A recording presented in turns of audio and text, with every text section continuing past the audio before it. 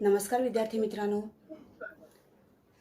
मित्रांनो, कोविड-19च्या या सद्यस्थितीत आपल्या शाळा बंद असल्या तरी आपले शिक्षण चालूच आहे आणि त्याच अनुषंगाने बृहन्मुंबई महानगरपालिका शिक्षण विभाग व्हर्च्युअल ट्रेनिंग सेंटरच्या माध्यमातून व्हिडिओ थ्रू आपण आज भेटणार आहोत. मी निलिमा कदम, आपली व्हर्च्युअल शिक्षिका. आजचा विषय आपण बघणार आहोत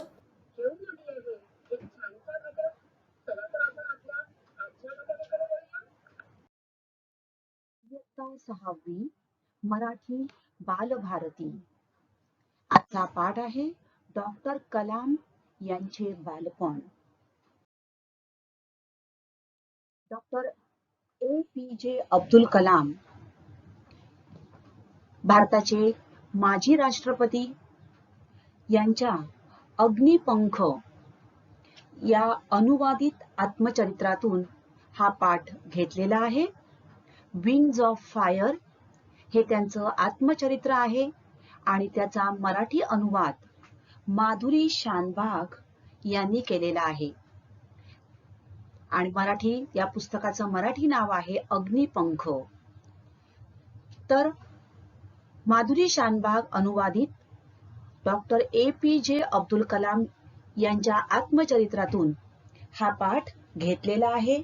डॉक्टर कलाम यांचं बालपण कशा प्रकारे गेलं, त्यांची जडणघडण कशी झाली, कोणकोणत्या परिस्थितीचा त्यांना सामना करावा लागला, याचं दर्शन या पाठातून आपल्याला होते. बघा, अग्निपंख आत्मचरित्र म्हणजे काय. सायकल या पाठामध्ये आपण आत्मचरित्र याची ओळख करून घेतली, मराठीतील एक साहित्य प्रकार. आणि आज आपण अब्दुल कलाम यांचं आत्मचरित्र विंग्स ऑफ फायर याचा मराठी अनुवाद आहे अग्निपंख. माधुरी शानबाग यांनी हे अनुवादित केलेलं आहे. डॉक्टर कलाम यांचे बालपण या पहिला भाग जो आपण बघितला, यामध्ये आपण डॉक्टर कलाम यांच्या लहानपणी त्यांच्यासाठी पुस्तक ही एक कशी दुर्मिळ वस्तू होती आणि त्यांना पुस्तकं वाचनाची त्यांना प्रचंड आवड होती आणि ती आवड पूर्ण करण्यासाठी त्यांच्या गावात STR माणिकम हे थोर क्रांतिकारक होते. त्यांच्याकडे पुस्तकांचा साठा होता आणि ती पुस्तकं वाचण्यासाठी ते त्यांच्या घरी सतत जात असत. त्यानंतर डॉक्टर कलाम यांचा जन्म 1931 साली.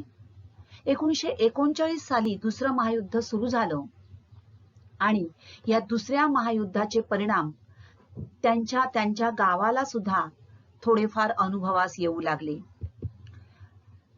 काय परिणाम झाला तर पंबनहून येणारी जी रेल्वे गाडी होती ती रामेश्वरमला थांबेनाशी झाली. हा युद्धाचा डॉक्टर कलाम यांच्या गावावर पहिला ठळक परिणाम झाला. लेखकाच्या लहानपणी लोक वर्तमानपत्र विविध कारणांसाठी वाचत असत आणि शमसुद्दीन हा रामेश्वरम म्हणजेच डॉक्टर कलाम यांच्या गावातला एक वर्तमानपत्राचा वितरक होता आणि या वर्तमानपत्राच्या वितरणाच्या कामासाठी डॉक्टर कलाम त्यांना मदत करत असत. ज्या वेळेला युद्ध सुरू झालं त्यावेळेला रामेश्वरमला येणारी रेल्वेगाडी ही थांबेनाशी झाली आणि मग रामेश्वरम ते धनुषकोडी दरम्यान रेल्वेमधून जे वर्तमानपत्राचे गठ्ठे फेकले जात असत ते गोळा करण्यासाठी शमसुद्दीन यांनी डॉक्टर कलाम यांना विचारणा केली आणि डॉक्टर कलाम हे सुद्धा त्या कामाला तयार झाले आणि अशा प्रकारे डॉक्टर कलाम यांनी वर्तमानपत्राच्या कामामध्ये शमसुद्दीन याला मदतनीस म्हणून काम करायला सुरुवात केली.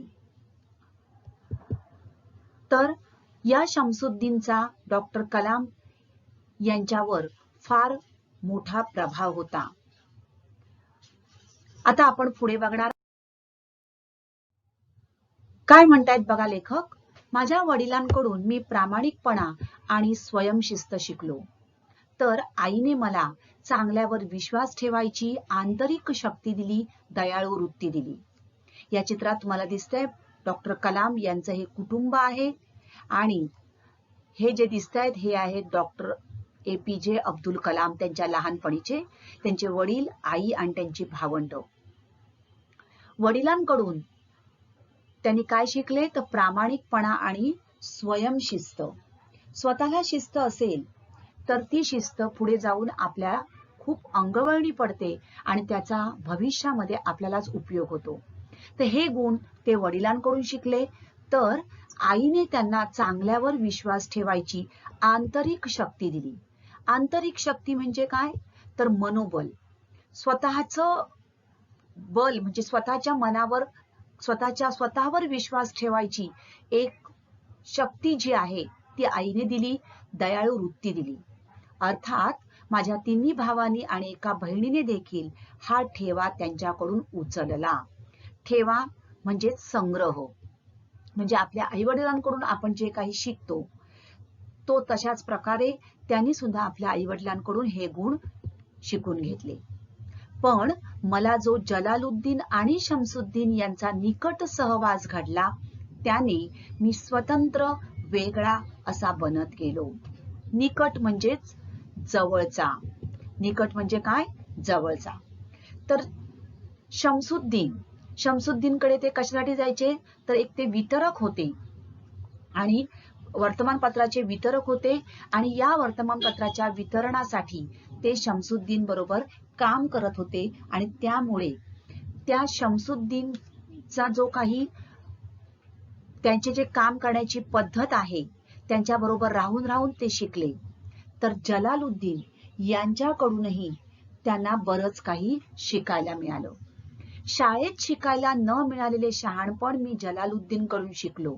बघा ते काय म्हणतायत, जे शाळेत शिकवलं जात नाही. शाळेमध्ये बऱ्याच गोष्टी शिकवल्या जातात परंतु व्यवहारामध्ये कसं वागायचं हे शिकवणं सुद्धा तितकंच आवश्यक असतं. आणि लक्षात ठेवा मुलांनो की या ज्या गोष्टी आहेत ह्या आपण आजूबाजूला आपल्या बरोबर जी काही माणसं असतात, ज्यांच्या सहवासात ज्यांच्या सोबत आपण वाढतो मोठे होतो त्यांचा कळत नकळत परिणाम आपल्या व्यक्तिमत्वावर होत असतो.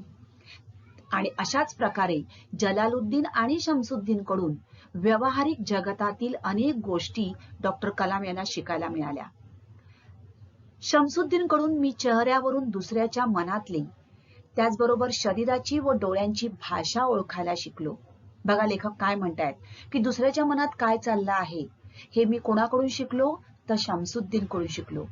लक्षात ठेवा या गोष्टी आपल्याला शिकवता येत नाहीत तर आपण एखाद्या व्यक्तीच्या सहवासात राहतो, त्याच्या सोबत जेव्हा राहतो तेव्हा कळत नकळत त्याच्याकडून या गोष्टी आपण शिकत असतो. माझ्यामध्ये जो सर्जनशीलतेचा स्रोत उगम पावत फुलत खळाळत गेला त्याचे श्रेय मी निसंशय त्या दोघांच्या सहवासात माझ्यावर पडलेल्या प्रभावाला देतो. काय म्हणतात बघा, सर्जनशीलता म्हणजेच काय तर नवनिर्मिती. डॉक्टर कलाम आपण आज त्यांना एक मिसाईल मॅन, राष्ट्रपती, अणुशास्त्रज्ञ म्हणून ओळखतो परंतु ती जी जडणघडण आहे ते जे त्यांचं घडण आहे ही लहानपणी होत असते. आणि सर्जनशीलता म्हणजे नवनिर्मिती करणं, काहीतरी नवीन करणं. त्यांनी हे जे नवीन प्रयोग केले ते एक शास्त्रज्ञ होते, नवीन नवीन गोष्टी ते शोधत होते. तर ही सर्जनशीलता त्यांना कुठे मिळाली तर या दोघांकडून शिकायला मिळाली. त्यांचं बघा ते म्हणतायत की याचं सर्व श्रेय मी मोठा झालो कोणामुळे झालो, जरूर माझ्या आईवडिलांचा त्यामध्ये सहभाग आहे परंतु जलालुद्दीन आणि शमसुद्दीन यांच्या सहवासात ज्या काही गोष्टी मी शिकलो आणि त्यामुळे माझ्यामध्ये ही नवनिर्मितीचा स्रोत किंवा नवनिर्मितीची शक्ती एक झरा काय झाला, एक उगम पावत गेला, म्हणजे त्याची सुरुवात होत गेली, तो फुलला आणि खळाळत गेला या दोघांमुळे. बघा किती मनाचा मोठेपणा आहे की ते सगळं श्रेय या दोघांना दे. रामेश्वरम सोडून जिल्ह्याच्या ठिकाणी रामनाथपुरमला शिक्षण घेण्यासाठी मी माझ्या वडिलांकडे परवानगी विचारली. रामेश्वरम हे एक छोटंसं गाव होतं आणि पुढचं शिक्षण घेण्यासाठी त्यांना जिल्ह्याच्या ठिकाणी म्हणजेच रामनाथपुरम या ठिकाणी जाणं आवश्यक होतं. मग त्यासाठी त्यांनी वडिलांकडे परवानगी मागितली. विचारात पडल्यासारखे ते क्षणभर गप्प झाले. कोण? त्यांचे वडील. विचार करता करता त्यांना शब्द लाभावेत आणि ते ओठातून बाहेर पडावेत तसे वडील बोलू लागले. ते मला म्हणाले, अबुल, तुला मोठे व्हायचे असेल तर गाव सोडून शिक्षणासाठी बाहेर जायलाच हवे. सीगल पक्षी घरटे सोडून एकटे दूरवर उडत जातात आणि नवे प्रदेश शोधतात.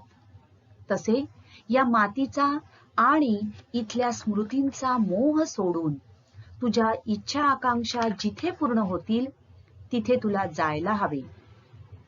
आम्ही आमच्या प्रेमाने तुला बांधून ठेवणार नाही. आमच्या गरजा तुझा रस्ता अडवणार नाहीत. माझी आई मला दूर पाठवायला काळजीने आढेवेढे घेत होती. बघा काय म्हणतायत लेखक, की शिक्षण घेण्यासाठी त्यांना रामनाथपुरमला जिल्ह्याला जावं लागणार होतं. त्यासाठी त्यांनी परवानगी मागितली.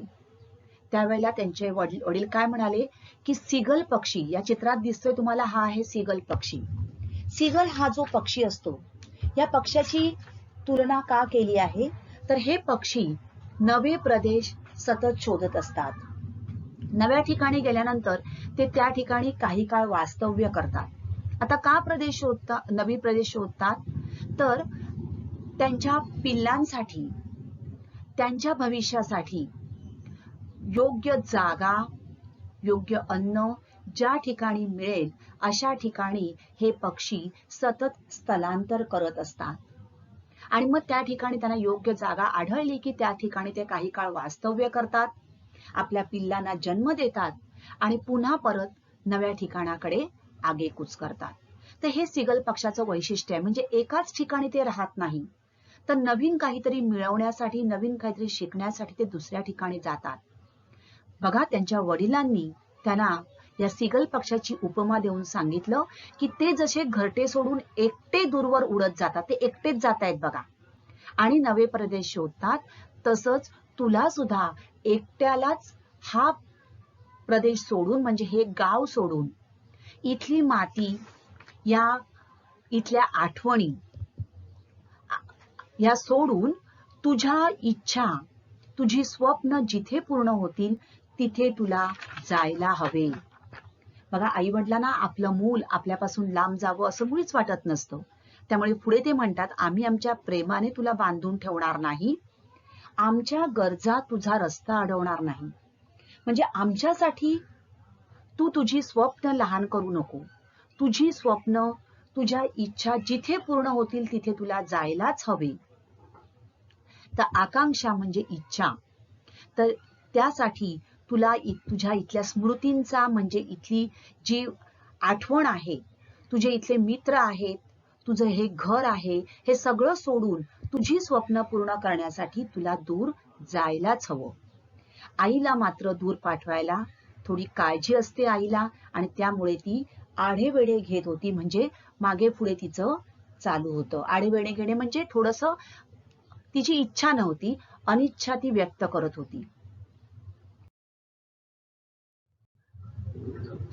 शमसुद्दीन आणि जलालुद्दीन माझ्यासोबत रामनाथपुरमला आले, परंतु डॉक्टर कलाम यांची स्वप्न मोठी होती आणि त्यामुळे त्यांनी रामेश्वरम सोडून रामनाथपुरमला यायचा निश्चय केला आणि तो त्यांनी घेतला. ते शिक्षण आपलं पूर्ण करण्यासाठी रामनाथपुरमला आले. रामनाथपुरम हे एक जिल्ह्याचं ठिकाण होतं. त्यांच्या सोबत अर्थातच कोण होतं बघा, शमसुद्दीन आणि जलालुद्दीन. त्यांनी माझे नाव शाळेत घातले. शाळेमध्ये त्यांनी त्यांचं नाव घातलं, माझी राहण्याची नीट व्यवस्था केली. पण श्वार्ट्झ हायस्कूल आणि या नव्या वातावरणात माझा जीव रमेना. हे त्यांचं रामनाथपुरमचं, त्यांची शाळा श्वार्ट्झ हायस्कूल. पण या ठिकाणी ते म्हणतायत की माझा जीव रमेना, म्हणजे त्यांना जीव रमणे म्हणजे आवड वाटणे, त्यांना गावची ओढ होती त्यामुळे त्यांना तिकडे आवडेनासं झालं. 50,000 वस्ती असलेल्या या शहरात सदैव गजबज असायची. बघा, मोठं जिल्ह्याचं ठिकाण होतं, 50,000 जास्त वस्ती होती, सदैव गजबज म्हणजे गडबड असायची, पण तरी सुद्धा त्यांना त्या ठिकाणी आवडत नव्हतं.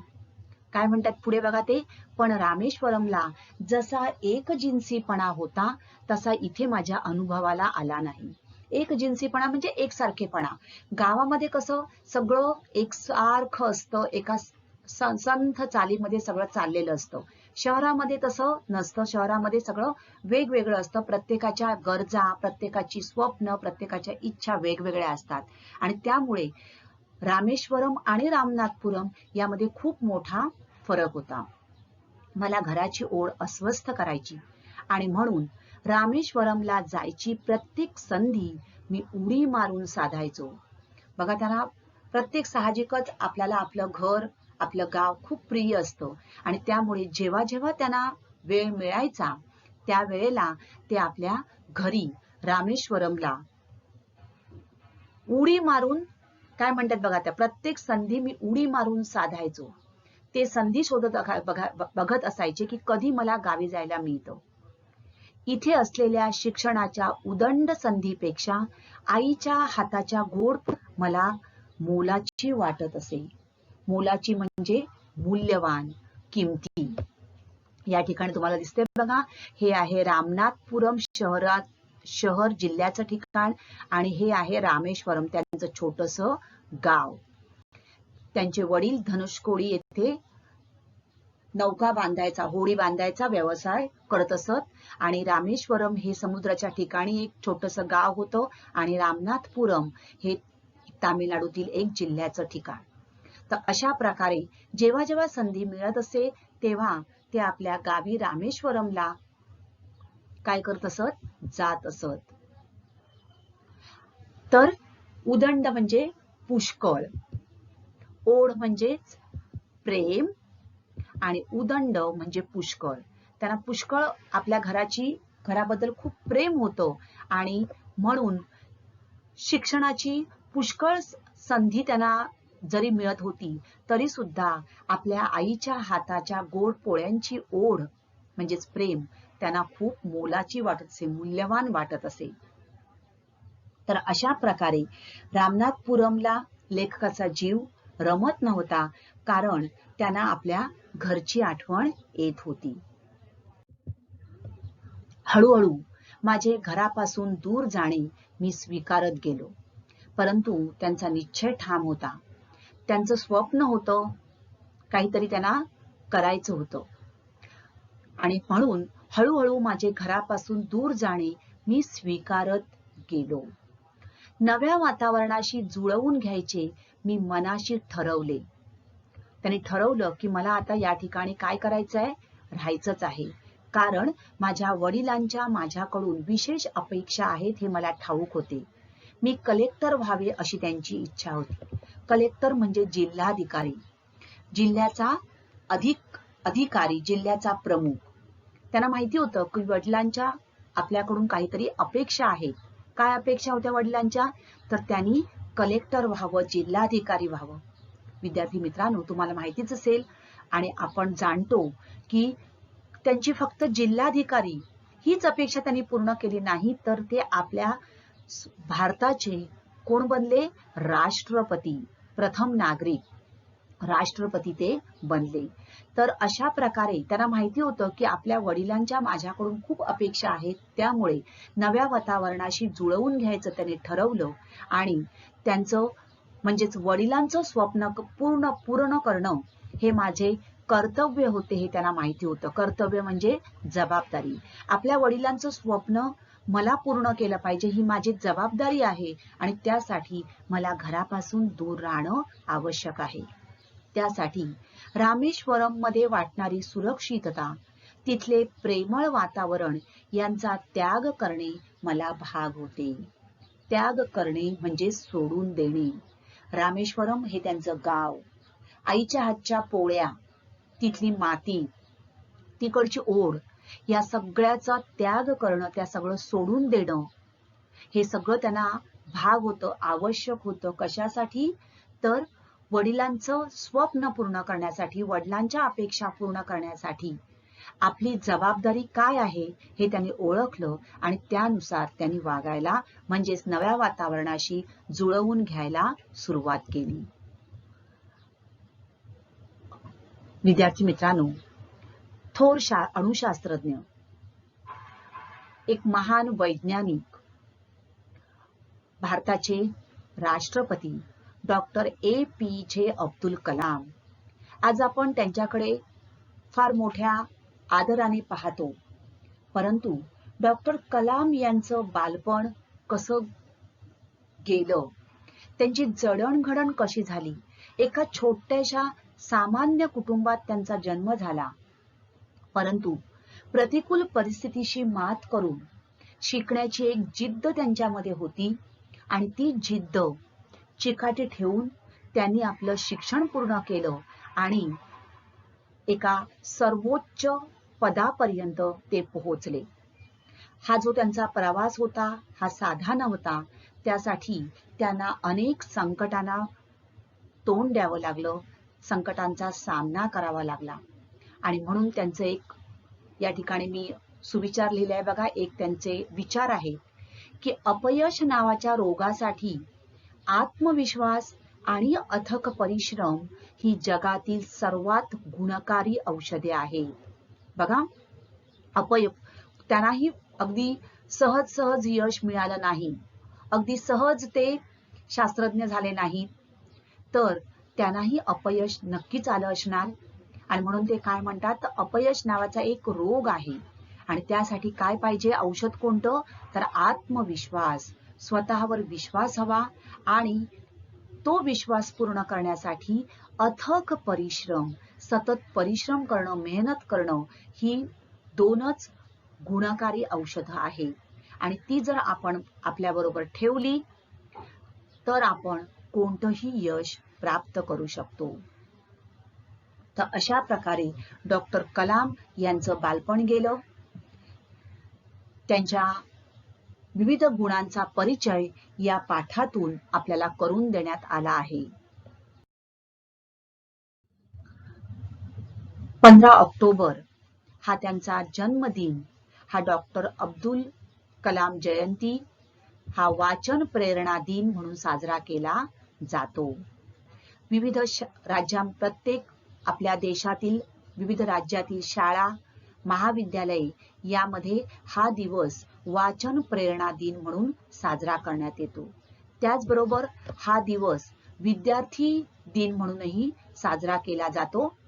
डॉक्टर कलाम यांचे लेखन विद्यार्थ्यांमध्ये सकारात्मक विचार करण्याची दृष्टी, शक्तिशाली कृती करण्याची प्रेरणा आणि चेतना देण्याचे काम करतील, या दृष्टिकोनातून वाचन प्रेरणा दिनाचे आयोजन केले जाते.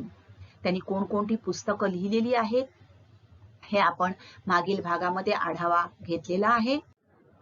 डॉक्टर APJ अब्दुल कलाम भारतीय एरोस्पेस शास्त्रज्ञ आणि राजकारणी. थोडक्यात त्यांची माहिती आपण बघणार आहोत. त्यांचं पूर्ण नाव अउल पाकीर जैनुलब्दीन अब्दुल कलाम. त्यांच्या वडिलांचे नाव जैनुलब्दीन मराकायर, आईचे नाव अशिअम्मा जैनुलब्दीन. जन्म 15 ऑक्टोबर 1931, तामिळनाडूतील रामेश्वरम या गावामध्ये त्यांचा जन्म झालेला आहे. त्यांचं शिक्षण, सुरुवातीचं शिक्षण त्यांनी रामेश्वरमला केलं, नंतर रामनाथपुरमला आणि त्यानंतर मद्रास इन्स्टिट्यूट ऑफ टेक्नॉलॉजी या अण्णा युनिव्हर्सिटीमध्ये त्यांनी त्यांचं इंजिनिअरिंगचं शिक्षण पूर्ण केलं. मिसाईल मॅन ऑफ इंडिया म्हणून त्यांना ओळखलं जातं. बॅलिस्टिक क्षेपणास्त्र आणि प्रक्षेपण वाहन तंत्रज्ञानाच्या विकासासाठी त्यांनी जे काम केलं त्या कामासाठी ते भारतीय मिसाईल मॅन म्हणून ओळखले जाऊ लागले. डॉक्टर APJ अब्दुल कलाम यांनी लिहिलेली विविध पुस्तके, अदम्य जिद्द, मराठी अनुवादित आहेत ही पुस्तकं, ignited minds, India 2020, a vision for the new millennium. त्यांनी स्वतः आणि त्यांच्याबरोबर सहलेखक YS राजन, भारत 2020 नव्या सहस्त्रकाचा भविष्यवेध या नावाने हे पुस्तक मराठीमध्ये प्रसिद्ध आहे. India my dream, Unnayan, envisioning and empowered nation, wings of fire, जे आपण आता हा जो पाठ बघितला तो याच पुस्तकामधून घेण्यात आलेला आहे. सायंटिस्ट टू प्रेसिडेंट, एक शास्त्रज्ञापासून ते राष्ट्रपती कसे बनत गेले हे सुद्धा त्यांचे एक आत्मकथनात्मक पुस्तक प्रसिद्ध आहे. टर्निंग पॉइंट्स हे सुद्धा त्यांचं एक अतिशय सुंदर पुस्तक आहे. त्यांनी प्राप्त केलेली विविध पद, सिनियर सायंटिस्ट म्हणून त्यांनी त्यांची कारकीर्द सुरू केली. अवकाश कार्यक्रमामध्ये त्यांचा सहभाग होता. विक्रम साराभाई यांच्याबरोबर त्यांनी इस्रो या रिसर्च सेंटरमध्ये काम केलं. प्राध्यापक सतीश धवन यांच्याबरोबर सुद्धा, हे सुद्धा एक थोर शास्त्रज्ञ होऊन गेले, यांच्याबरोबर सुद्धा त्यांनी काम केलेलं आहे. SLV च्या उड्डाण कार्यक्रमाचे संचालक म्हणून काम केलं. त्यानंतर प्रोजेक्ट डायरेक्टर म्हणून त्यांनी 1980 मध्ये जो रोहिणी हा कृत्रिम उपग्रह प्रक्षेपित केला गेला त्या प्रोजेक्टचे ते डायरेक्टर होते. त्यांना विविध पुरस्कार प्राप्त झाले, त्यामध्ये पद्मभूषण, त्रिशूल या अग्निबाणाची, पृथ्वी अग्निबाणाची निर्मिती केली, अग्नी या अग्निबाणाची निर्मिती केली, वैज्ञानिक सल्लागार होते. पद्मविभूषण हा पुरस्कार मिळाला आणि 1998 मध्ये भारतरत्न हा सर्वोच्च पुरस्कार सुद्धा त्यांना प्राप्त झालेला होता. 2001 मध्ये ते सेवेतून निवृत्त झाले आणि 2002 मध्ये भारताच्या राष्ट्रपती पदावर त्यांची नेमणूक झाली.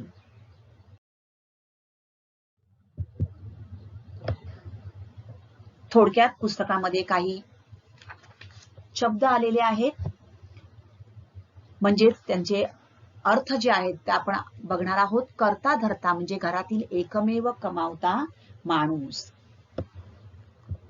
लिंबू टिंबू म्हणजेच एकदम किरकोळ किंवा सामान्य माणूस. खुशाल चेंडू म्हणजे चैनी माणूस, जो माणूस काही न करता नुसता आपला फिरत असतो त्याला म्हणतात खुशाल चेंडू, चैनी माणूस. व्यवस्थापक म्हणजेच नियोजन करणारा, व्यवस्था पाहणारा. खालील शब्दात लपलेले शब्द शोधा. बघा, परवानगी हा एक शब्द आहे.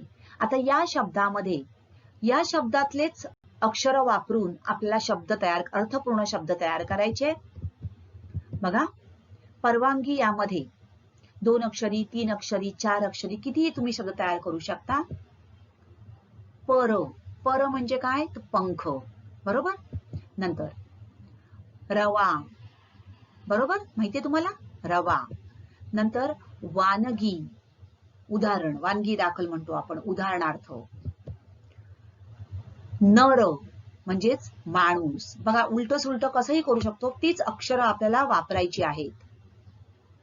वार, दिवस. परवा, रवानगी असे शब्द आपण या ठिकाणी तयार करू शकतो.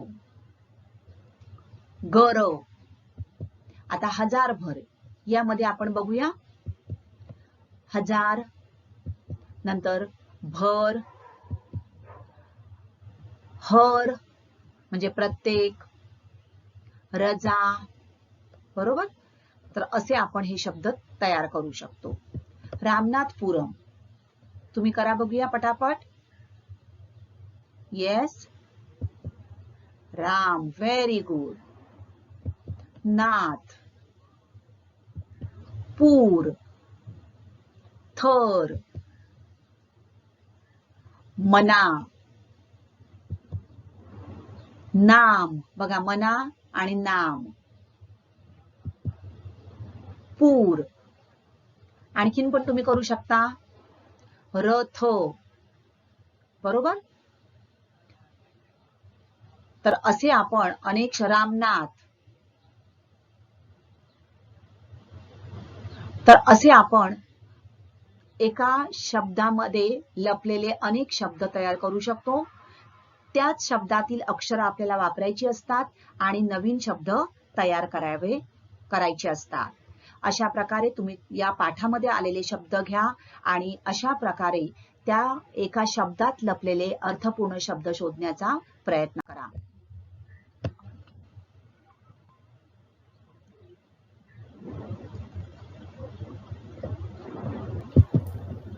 तर विद्यार्थी मित्रांनो, आता आपण इथेच थांबणार आहोत.